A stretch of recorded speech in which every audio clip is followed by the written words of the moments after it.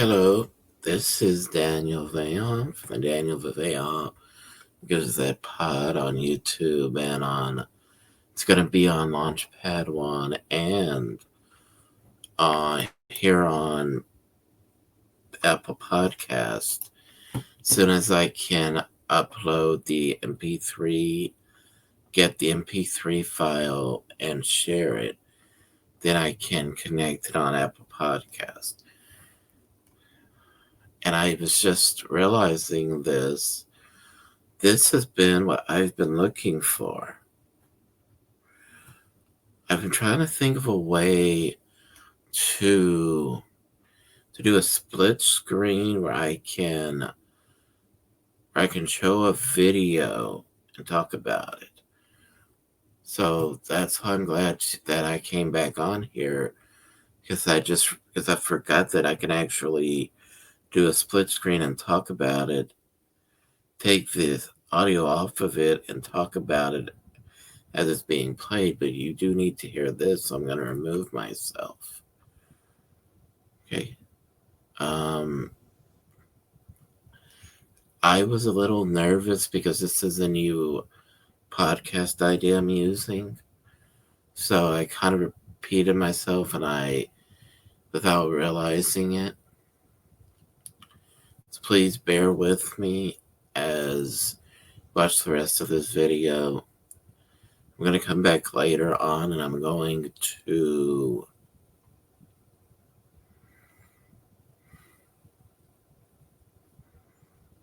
upload an actual full-blown episode topic later on. Thank you and goodbye. Right, I'm going to remove this and press play for the rest of this introduction. Thank you. You know what? I'll stay on here and I'll press play and I'll pause when I need to correct something. Hello, this is Daniel Vayon with the Daniel Vayon Gazette Pod. And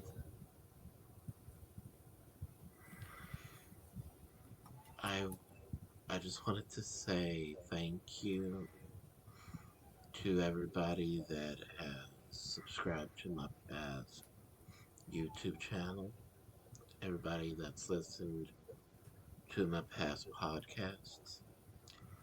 And this is something that I thought about earlier tonight. I thought about how I'm trying to write, how I'm trying to prepare a list to see if I could get accepted by the Sportster.com. And I just thought to myself, wait a minute. That's like writing for either a magazine or a newspaper. So I thought, since the topics, everything's going fine on YouTube, but here it's a little bit staticky. So I do need to explain what I was trying to say here. Since these are topics, since these are listed topics I can write about, why don't I practice? What I was trying to say here is because I didn't want to use this to give a full autobiography orally, but I will do this really quick. When I was in public school, I was in special ed. Because I was in special ed, I was never able or allowed to do anything that was normal. So I never had a chance, even though I loved English and I was very good at it. I was never able to do anything the normal kids did. So by the time I was old enough to write for about anything, I was never went to junior high or high school. So that's why it's a little bit harder for me to know how to prepare a list like this. So what I want to do is just share with y'all what I want to do is share with y'all. I'm sorry for repeating myself, but I lost my train of thought for a second. I want to share what the most exciting aspect to this is for myself personally. Ordinarily, I don't like to refer to myself in third person because when I hear that, that's aggravating to me. But I was given the directive by the Sportster that they want every writer to write in third person. So I have to use third person words to practice orally what I want to say. So this is going to be how I speak from now on. Daniel Vaughan likes more than anything else in wrestling. Daniel Vaughan likes the different, I believe what they call in wrestling is bullet points. And not just in wrestling, but in anything where you have to follow main ideas to talk about something. And I would always hear bullet points like in TNA. But what I never realized before was that bullet points are actually the easiest way for when you are really commentators usually are the ones that follow bullet points. And when I looked that up and I said, wait a minute, bullet points is a simple way of just knowing what you're talking about. And when I would watch TNA and talking about some of my favorite matches that I want to write lists about.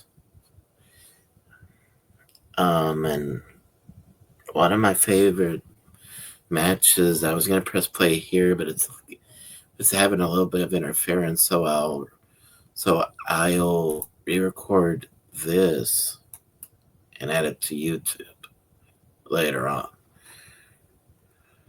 Okay, so the rest of this video will just be me letting y'all know what I want to say without repeating myself. Okay, so there have been a lot of what they call gimmick matches that have been used, and it's, when you look at it in a creative standpoint and you look at it as, this is a show about a sport, that's how I always viewed it. Well, when you look at combat sports, boxing, kickboxing, and mixed martial arts being the most similar to wrestling, not because it's an octagon that looks like a cage, but because it just happens to have the same business model as wrestling. So I'd always thought to myself, I would always ask myself when I was trying to write for pwmania.com, I could only sit in and publish part one of my favorite storyline. So I said, because there's not a lot of stories I could think of writing, and I thought, what can I write about? And I'm realizing now, because I like the ladder matches, the cage matches, and I like looking at all the different ways they use these matches. I think I think my writing would be better off being what we call uh, um,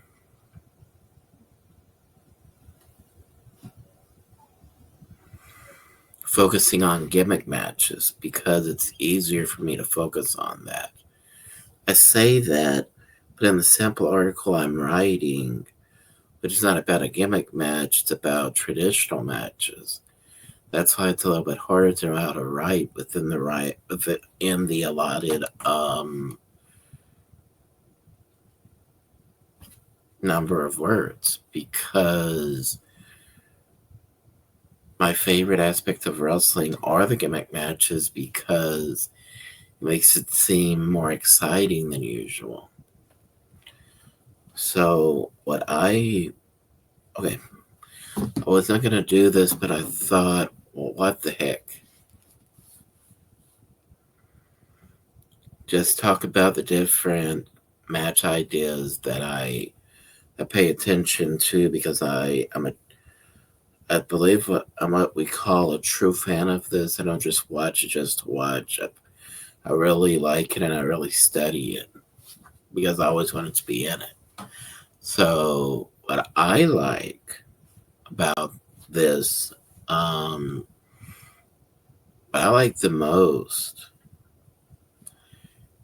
is how you can have, like, just like in TV shows, you have in movies, you can have a spin-off series in TV shows and in movies. Well, sometimes you have a spin-off of a match and you may not even realize it until you hear somebody talk about it. Well, I like cage matches because the tradition of the cage match is to, psychologically speaking, it's make the fans wonder how how's this going to end? How are they going to keep people out of the ring? How are they going to find a way to escape? Because usually, especially when I was growing up, we would usually see the cage door be open all the time. Well, the first cage gimmick cage match that I could think of that was so famous that they made a DVD about it is War Games. So I would do a list about that if I was to be accepted by the Sportster. What I liked about War Games was that you would have two men start off the event. Today they do it differently because it's WWE and they wanted to do their own spin-off with it. So that would be one thing I would write about. Is how different the WWE makes it than WCW and their original company, the Crockett Promotions slash NWA. And what I liked the most was original. When I saw the original match, I said, "That's interesting." They had the referee, just like in a football game, flip a quarter to see which team would have the advantage. Today, as many of y'all who've watched TNA and WWE in the past 15 years or so know that they did away with that because be more modern with it. They thought it would be more interesting if you had two competitors in the match face each other to determine the advantage. But I thought the original War Games rules and was better because when you flip a coin, you don't know who's going to have the man advantage. That's why I prefer the original War Games formula. And outside of the cage match, the ladder match, I liked how TNA, by the way, liked how TNA did a spinoff of the ladder match called Full Metal Mayhem, and as violent as that sounds, it was interesting in the sense that you didn't just have to use a ladder.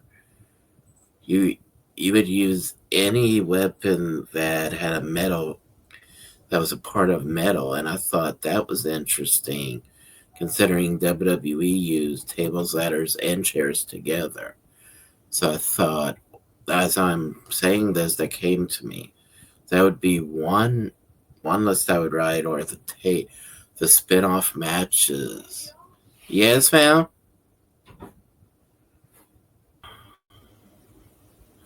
All right, thank you. Now, if there would be a list I would make, would be the spin-off matches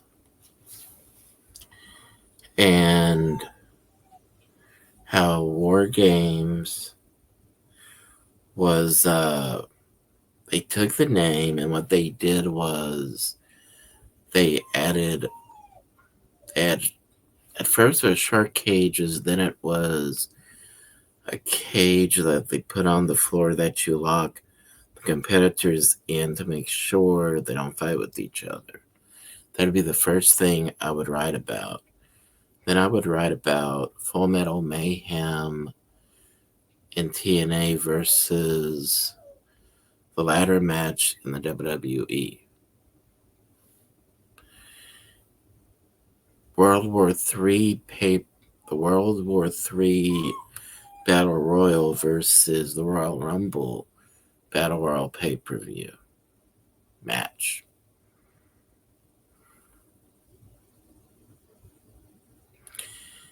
The fourth match I would talk about would be the match that Dusty Rhodes, I think, created as a booker, Texas Bull Rope match. And how the takeoff from that, I would write why I liked that spinoff in the WWE. See, I spoke about cage, I spoke about ladder, I spoke about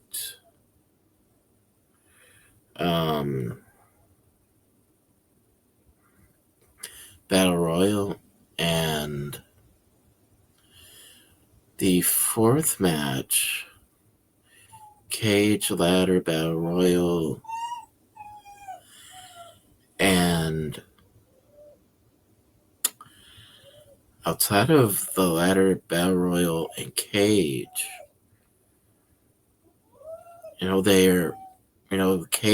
cage, the War Games match was a takeoff.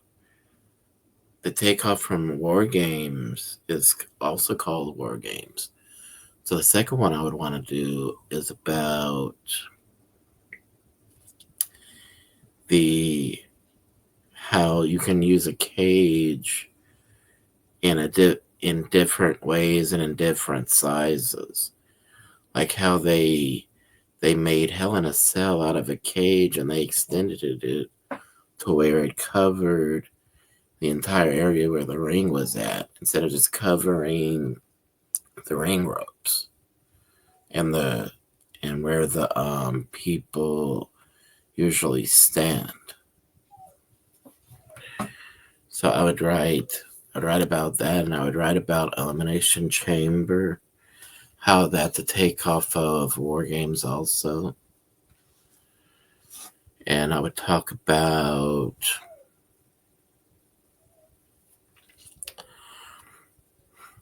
I spoke about the bull rope match. How when WWE did that, it was like the first gimmick match they used that was a modern day take on it. So after that, I really wouldn't know. I would really have to look at all the gimmick matches. Like the ladder is often overused. The table match, that's what I would write about. Table match by itself is what I would really be curious about the most. Now, I would not be able, I don't know if that would be a takeoff match, but I believe the table match came from the TLC match they did. Or no, TLC and tables. I believe TLC was as a result of tables. So I would look up tables match. That would be the 5th takeoff match I would look at, because I believe tables were used long before TLC matches existed. Those would be my 5 gimmick match topics to write about in the takeoff aspect, in the spin-off aspect of gimmick matches. Thank you. And that's all I really have to say. And I'm glad I did this, because I realized the mistakes I made, and I realized there was more I could share. So thank you, StreamYard, that I can do this for free, and that I can download the video and the audio and delete these videos without having to pay too much money. Thank you for that. Goodbye.